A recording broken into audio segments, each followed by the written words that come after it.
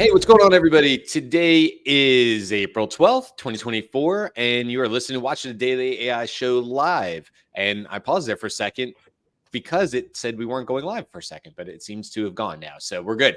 All right. So today we have Junmi, Beth, Carl, Andy, and I'm Brian, and we are doing our review today of the tool or the website, depending on how you want to look at it, called HyperWrite.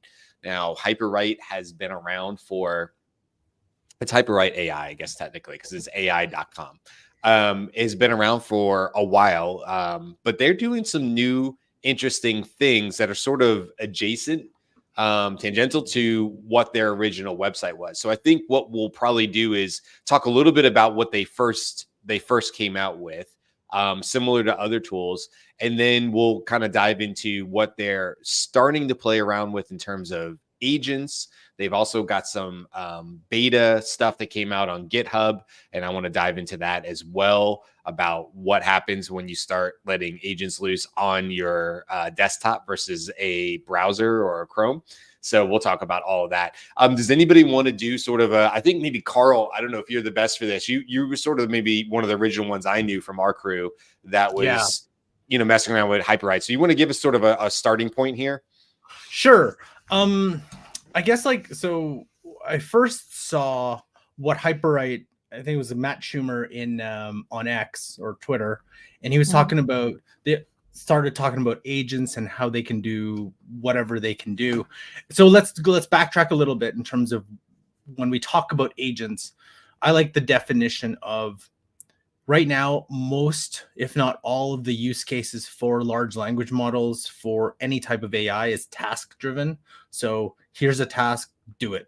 Write this, create this, analyze this, give me insight on this, talk to me about this, give me a lesson plan, whatever it is. It's all very task based. Like I give you instructions, you come back with a set or more complex tasks like like I guess a grimoire GPT, but it's still, here are your instructions. This is what you'll do with it. With an agent, it's setting your goals. So if you give a goal to an agent, it will create the tasks to accomplish that goal. So when I saw Matt Schumer's post on, hey, we built an agent that can do this, I was very curious about it. And so I'm going to share my screen on what that looks like. Now, preface this with HyperWrite's AI agent, I think came out 2-3 months ago.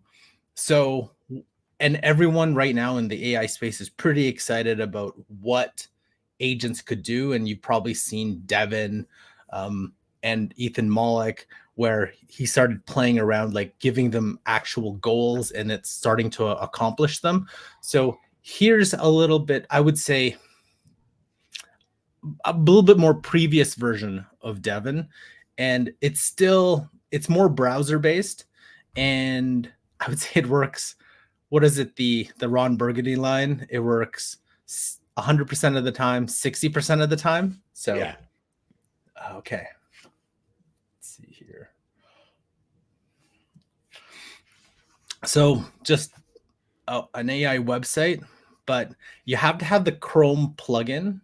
Now it was previously a waitlist. So you would go to the HyperWrite website. You could, I don't think it's no longer a waitlist. So you can just download the Chrome plugin, sign in, and you do get maybe one or two requests. I paid for this like month to month. I just really wanted to test it out. So I'm just going to go very simple. I want a Hawaiian pizza. How about a medium? And apologies for those who don't think pineapple should be on pizza, but that's just too bad because I enjoy it. It absolutely should. Just so that's clear, it absolutely should be on pizza. So, Carl, out the gate with controversy. So again, with HyperWrite, I'm not. For those who can see me, I'm not touching my keyboard. It has opened its own browser. It's given the task, I want a medium pizza. So it is now going to Google by itself, and then it is searching for pizza delivery service. So it's actually, I'm not typing anything. It goes order medium Hawaiian pizza. and then it's thinking or whatever it is from the search, and it clicked on Pizza Hut. That's not the pizza I wanted, but okay. I'm not a big Pizza Hut fan, but it found a Hawaiian pizza. But it actually went back. I don't know why it went back. And this is why it works 60% of the time. And it keeps going, and it clicks on Pizza 73, another chain that I do not want to eat at, but that's fine.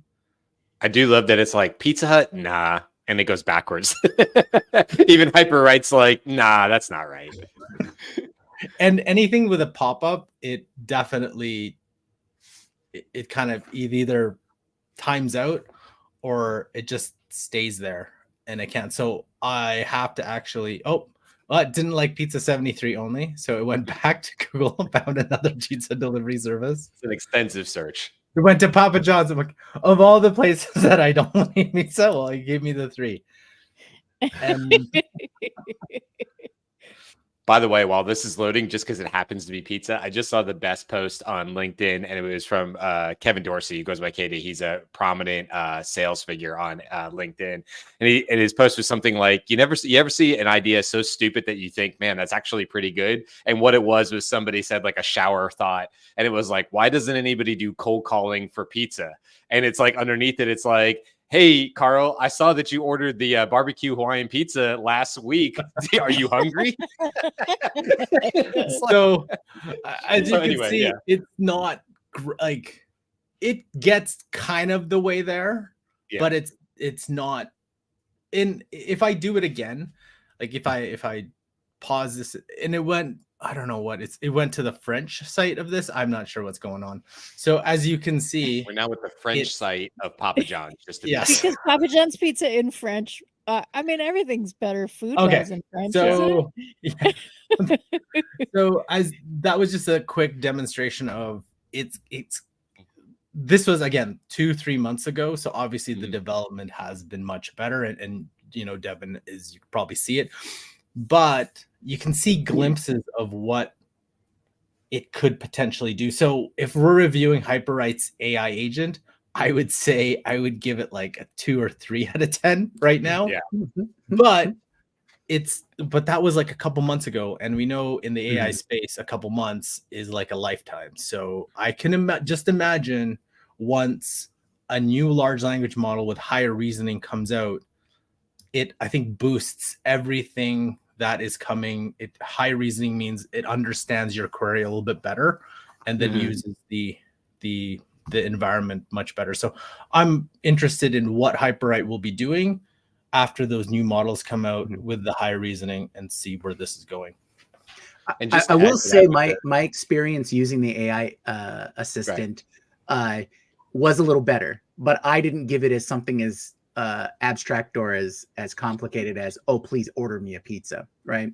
I asked it to... Also, you know where the pizza should be ordered, Carl. Right. You're like sitting there going, give it a little direction. No, but I tried a couple of things, and I was in, and what I tried was grab like an article, find an article, and then put it into a document for me. And that was the part that I was most impressed with. It was the fact that it could go into different different apps, so to speak, or at least a website or web apps. I'll admit I had my Google logged in already, but I asked it to grab the top 10 AI articles from TechCrunch and put it into a Google Doc, and it did it in like 2 minutes.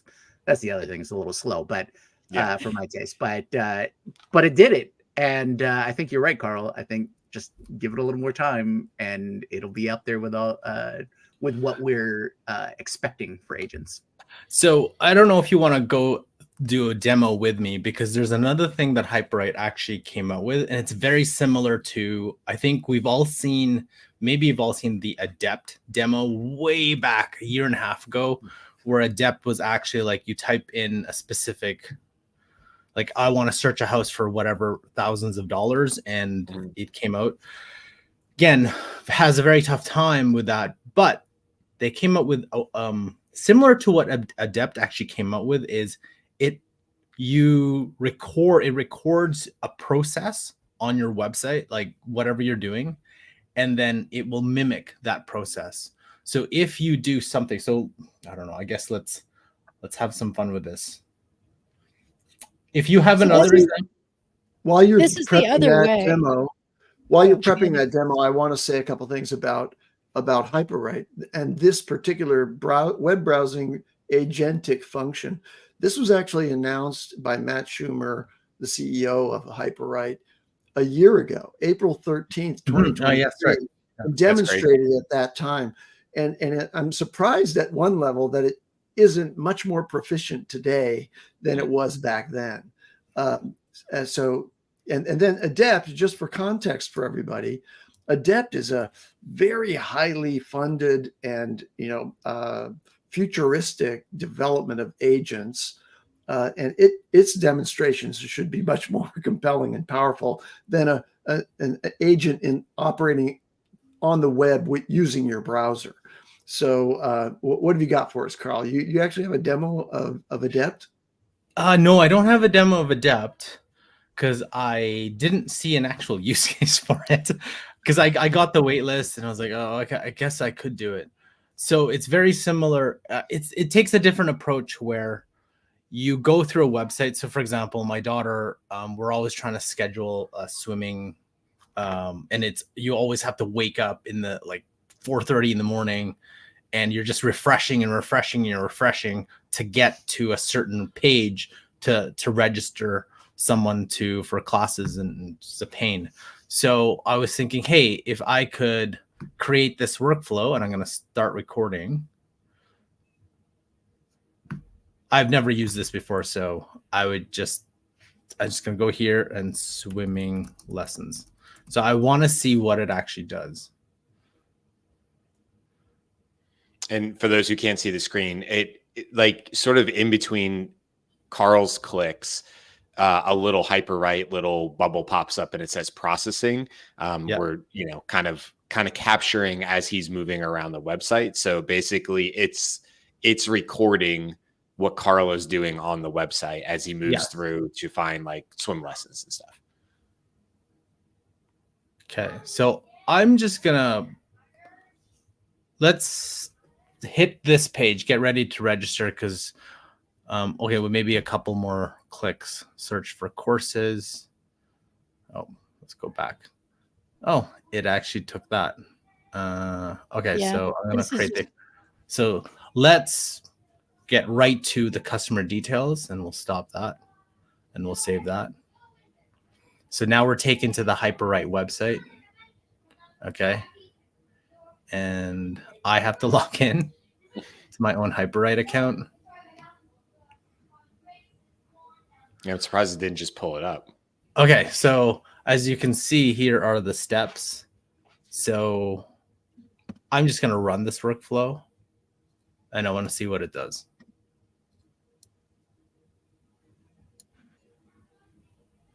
I don't know if I have to be on the City of Calgary's website for the web flow to start. Like, I don't know what it does. I'm just going to go Is back. it moving the mouse currently? No, I'm doing that. Oh, that's you. Okay. Yeah. So I don't get it. I don't know where this thing is, by the way. Go Should be to under your workflows. Go to the. Here. Do you have the plugin installed? Yeah, I guess. Oh, I can't use the plugin on their website. So okay, There you go.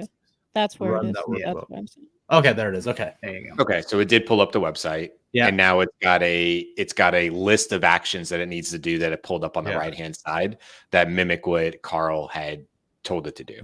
So it is doing the swimming lessons.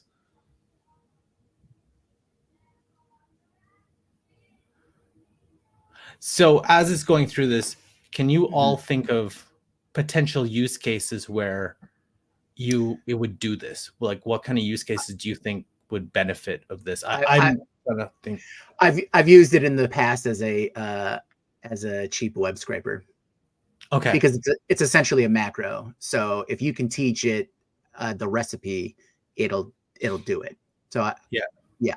So and then that's essentially what the AI assistant is it's an AI component combined with the workflow manager feature. And so the AI assistant figures out what needs to be built into a workflow and then does it. So so if you can imagine anything that you want to do repetitively on a website or a series of websites or anything like that, putting in the overhead to create the workflow and then just have the workflow run, it's going to save you a ton of time. The only details I don't have at the top of my head is how much of an automation you can make it. Can you schedule it to run at a certain time or multiple times a day? And those kinds of things. And that's the biggest thing is, does it have a scheduler? And that I'm not sure. I'd have to double check that. Yeah. Okay. And also we would have to be able to, like, if you look at a real estate example and you're looking to buy a house, at least in the States, you would use a system called MLS, but let's go back 20 years, let's go, I don't know, 2003, when I first bought my house. Like, I remember at the time I was working at Wells Fargo Financial, and the real estate agent I was working with, okay, I want to see houses. Obviously there's the internet at that time, but she would come by my office like periodically and drop off a stack of MLS listings, right? That was as good as it got. They were sort of the gatekeepers because they subscribed to MLS or whatever. Well, over the years, obviously, internet and everything else, it's gotten much, much easier now for me to see a full 3D tour of a house. But I still have to put in different criteria and things that matter to me. And maybe it's a good school system. And there's plenty of websites that can do that. But because that stuff is updating, especially when the market is really hot or your supply is scarce, I might need very, very up-to-date information, and maybe it's a scrape sort of situation, Jimmy. But if it was, and I don't know that it can do this, but if it was able to go gather that information and put it in a way that was super relevant and of the moment for me, that I could see like some, I don't know, it's not a well thought out. I could tell this is not a well thought out thought.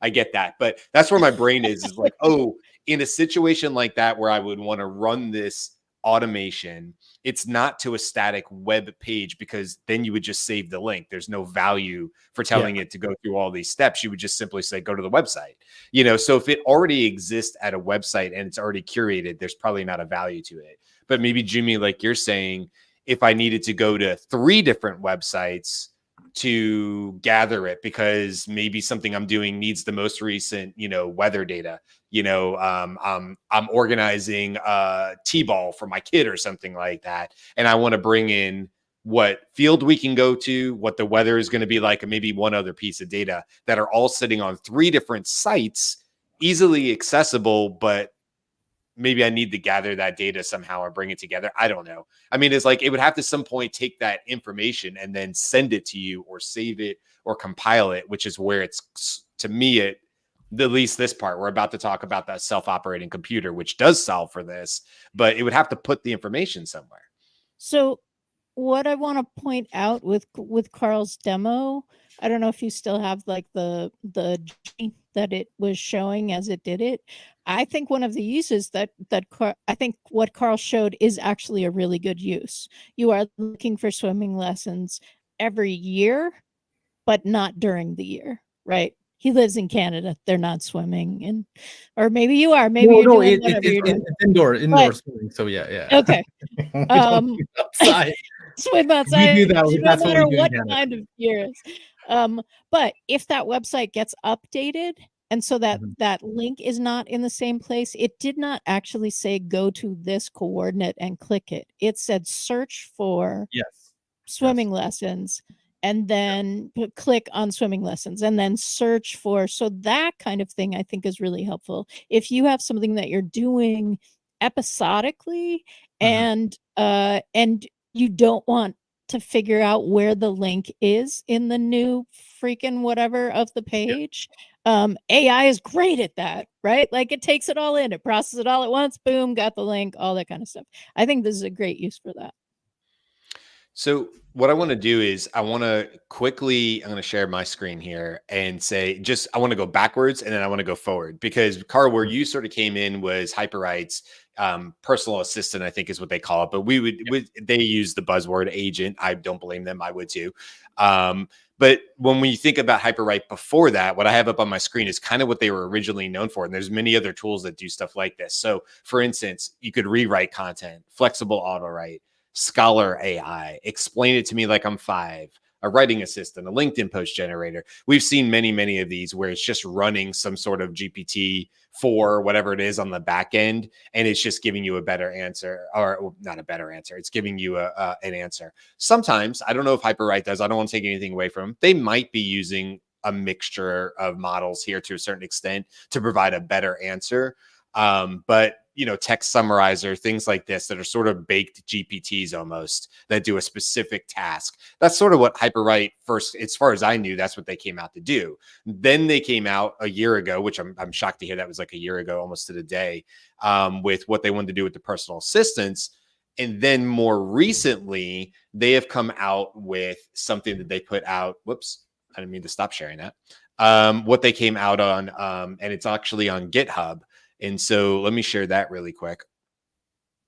And so they have something called the self-operating computer. And this is definitely a beta type deal. And what the idea here is okay, what Carl showed you you have to have a Chrome extension, and it happens entirely in the browser. So it can bounce from website to website to website as he demonstrated.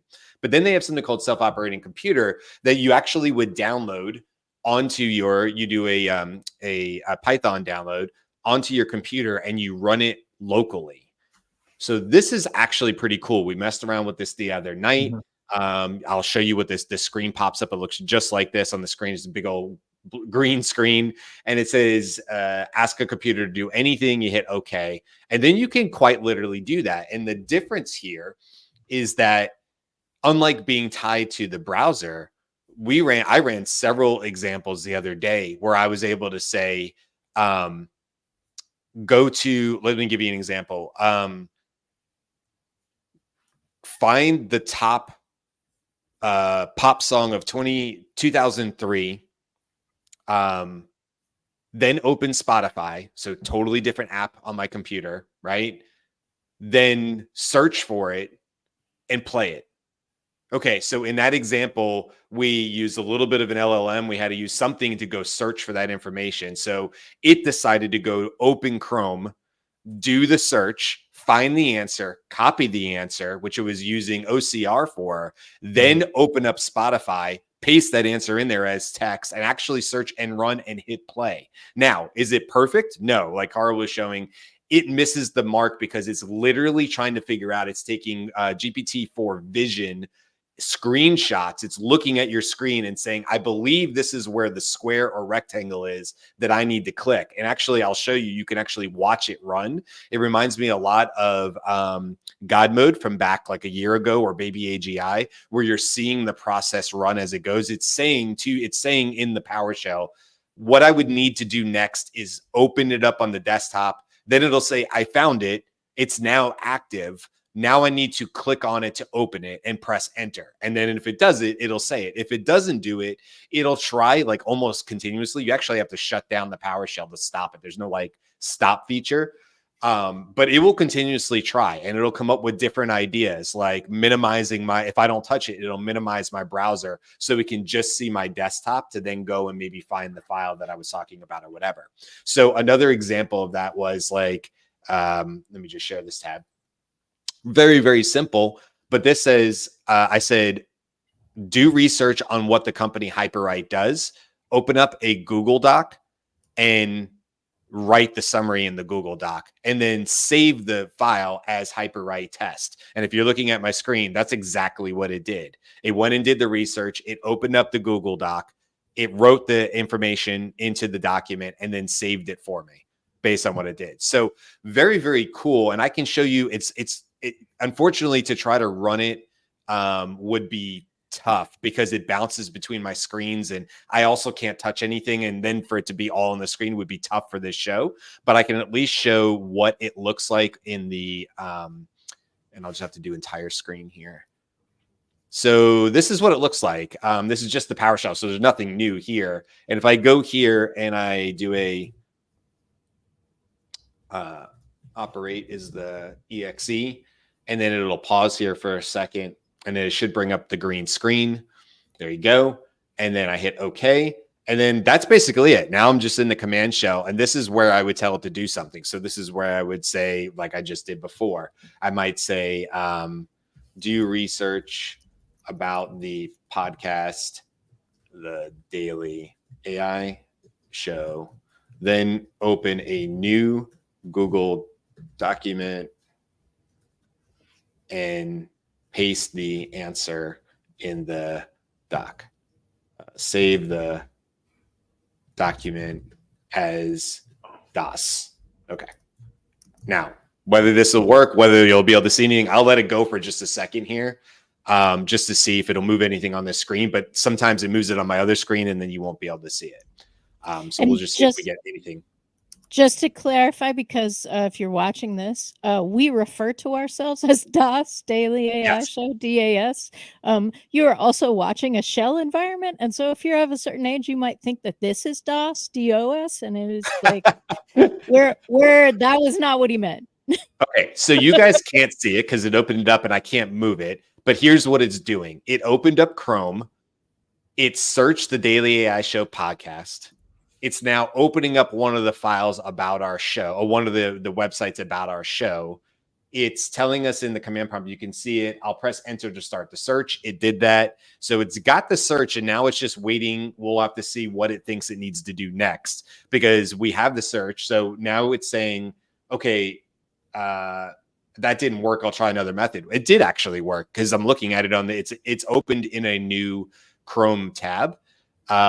Where it would go to pull a summary of the show, I'm not sure, because I didn't specifically tell it how to do that. So it's going to now just try different methods in order to pull that off. And so I'm just going to, for the sake of the show, I'm going to stop sharing, and I'm also going to close the shell, because it will keep trying, and it'll just move my mouse from time to time to try to continue to try to solve the problem. So I just wanted to talk about this because, okay, it's not perfect. It doesn't work most of the time. I would not try to deploy this, but when you see things like, what is it, Devin, and you see other things, this to me is the single closest thing I've seen to actually an agent running on your computer. It is capable of opening multiple apps. It is capable of doing research. It is capable of saving the results. To me, if there's a combination between this and actually what Carl, you showed with HyperWrite from the Chrome side, well, couldn't I start as the agent side and tell it to go run the HyperWrite workflow, then to save the results of that workflow and put it over here, and then do this other thing with it, and then go open up ChatGPT and do deep research into those scraped articles or whatever? I mean, right. It's pretty powerful. So what do you guys think? What's your take on it? Like, is this just smoke and mirrors, or is this actually something? I think sorry about I think it's actually something. And I am making like inference from information. I don't know this for sure, but Matt Sherman in the last couple of days has been posting on X about working with the base version of Mixtral 8x22b, which is that next model that is likely to have reasoning capabilities similar to Claude and those kinds of things. So when we were saying, hey, when the new reasoning models come out, that may in fact be happening. Don't know that that's their backend, that he may be doing a ton of other stuff. But he's been posting about this, and he's been sharing his process of like posting a base, working with a base model, how to prompt, those sorts of things. And I think this is, yes, 100% exciting, right? What I'm looking for is the variable, is like, okay, hit this, ask me a question. What's the topic we're talking about today? And then go through the rest of the sequence, right? So that it's an ever like you can add logic and that kind of stuff too, but what I want is to set up an automation that then can run about different things and just have a variable in it and prompt me and say, what's the show topic today? Yeah. Mm. Yeah. Well, you might be able to get something out of what Hume AI is trying to accomplish with their product, which is that communication layer between the user and Right. the other AI assistants and AI programs and things like that. So if that's successful, then you are one step closer to a more interactive capability, right? So you just ask your Hume AI, it's like, hey, I want to do all these kinds of things, but I'm not exactly sure where to start. Can you help me out? Or like you were talking about, Beth, ask me the questions. Tell me what what do I not know? Those kinds of things, and just interact on that level. But I agree with you, Brian. I think this is super exciting. I love to see practical applications in the wild, as opposed to just, oh, here's the hype or the release news of what we're going to do. So anytime I can get my hands on it and actually work with it, fantastic. I do want it to take this to the next step and have our AI PC where our models are local to the machine. Because even in this instance, it's still making calls out to whatever model that OpenAI or whatnot, even though it can manipulate things on your computer. But you can increase the responsiveness once everything's local on your machine, and it also helps with privacy and security and things like that if it doesn't always have to go out with your information. Yeah. So I guess as we wrap up today, I'm curious to hear from you guys. I feel like HyperWrite has a bit of an identity crisis. I could be wrong about that. I haven't read all the X, posts and stuff like that. But here's why I say that. If you look at where they started, which nothing wrong, by the way, with pivoting a bit. It was a tool. I mean, at $20 a month, I will be the first to say, if you're just going to use it to write a LinkedIn post or whatever, I feel like that's way overcharged these days. Based on today's pricing of what's out there, I would not suggest somebody pay $20 for HyperWrite. I would just say pay it for ChatGPT Pro or Claude. I'd probably say Claude actually for writing, and say go as far as on it or one something. second there. I want to ask you about that. I want to ask you about Claude, because we just saw that OpenAI, GPT-4 Turbo, their 2024 0904 version has surpassed Opus on the human eval thing. So that's what I wanted to ask you, is like, I would love to see you do your tests on the new GPT-4 Turbo, which has just been applied to ChatGPT Plus. Well, I think it's only been applied to the APIs, and they're saying it's going to be applied. No, to they just came out yesterday, last night. So it's all right. Sounds like we've got another show for next week. Right Is that why ChatGPT won't do literally anything that I wanted to do? Not the topic of today, but I could do a whole show on why ChatGPT is seriously upsetting me. And also, you were talking about Claude. You can access. Because if you're in Canada, Claude is not one of your options in these writing things. It's Carl's option because he's well. If you can access Claude, even Sonnet, I would say this. Look, I'm just comparing apples to apples here.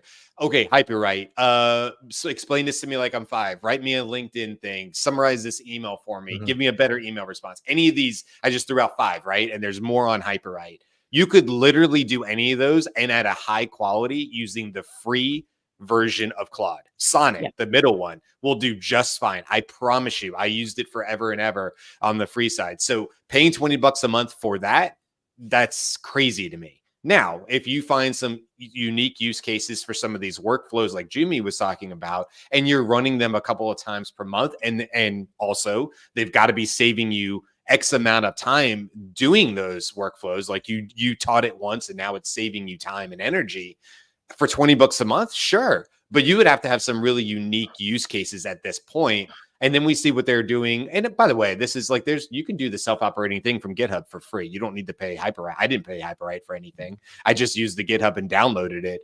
But is that where we think HyperWrite is going? Because I wouldn't pay for their old services. Their middle services with the workflows are somewhat reliable. What are you paying $20 for right now? I don't get it. I mean, would you guys pay $20? Carl I paid $20 for Perplexity, which you can use Opus, and you can use it as a writing tool if you do the focus. So you can, there's ways around it. And then I also have access to the API, which then you can connect to, I think Peter McKay or McKay, whatever. Like there's a tool that you can actually use it as a writing tool, like, and use the API to connect with it. So there's loopholes and workarounds to actually access some of these things if you kind of dig a little deeper. But in Canada, you can't just go to Opus and use it. So are you going to keep the subscription to HyperWrite, Carl? No. I all I do is, so the reason why I use it for I actually bought it is it's part of my discovery presentations to businesses where we showcase and be like, this is what's coming in the next 2-3 months. This thing sucks, but you can see glimpses of what you can actually do with it. And that usually opens the mind. They're like, whoa. And I use a very simple example, and then it kind of blows people's minds when they actually, because that is literally the next thing that we're going to be looking at. Right. Cool. Yeah. I have a quick comment about self-operating computer, which is really what HyperWrite's going toward. And it's a very exciting concept for agents, but I think that it's going to be complicated, and it's not a trivial thing to solve how you work with an autonomous agent on your same device. So it's one thing to have Devin operating in a browser tab, following its goal execution and getting to a solution there. It's a totally different thing if, as Brian mentioned, hey, it's going to take over my mouse here in a minute, and I'm not sure what's going to happen. Yeah. Right. I think this self-operating computer agent is going to be easier to deploy if you have a separate computer that you run the agent on. Has permissions and access to your Google accounts, etc. But it's a separate device. I have multiple. So I have multiple computers, and I can kind of switch around from them. But there's, none of them are operating independently. I think that eventually I'll set one up with an agent on it that I can give instructions to by email or just walk over to it, for example. And then it's going to operate on that processor and on that UI, and then deliver me back some results on my main workstation. Right. Yeah. Or a local VM. What's a VM? Greg is saying Virtual machine. Oh, virtual machine. Okay. Yeah. Also, Greg, real quick on that, he just mentioned about Claude. He said, I've moved about 90% to Claude lately, not because it's surpassed ChatGPT, but because ChatGPT has diminished its usefulness. Greg, 100% on that one. Ready to test the new version and see if its attitude That's has why improved. I wanted to ask you about what like their new update to it, because I was looking on X. There's a lot of people that are like, wait a minute, it's actually pretty good. It went back. Okay, so I might just be caught, and this is not this topic, but I'll just say this super quick since we're going into the weekend, and I definitely want to talk about this next week. I might be caught in that weird update bubble that sometimes happen with ChatGPT. What happened to me this morning is literally ChatGPT. I posted in the Slack to you guys. It straight up said, if you want browsing, you have to ask for it. And I was like, no, you don't. And it's like, no. If you want me to go to the internet and do deep research, and then it gave me this whole mumbo jumbo about privacy and stuff like that.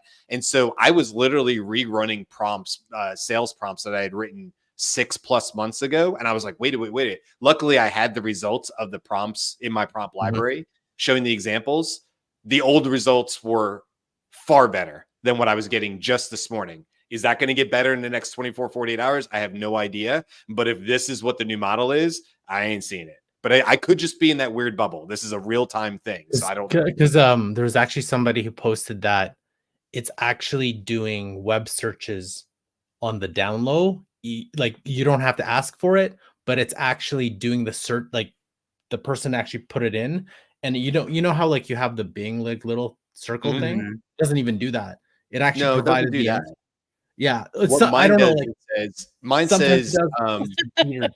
basically what weird- I get, Carl, is I say, go do this thing, go do deep research on this website and extract the content, blah, blah, blah. And it says, it gives me a very, very vanilla answer that then says, hey, if you want to learn more, you should go to this link. But it's the same link I gave it.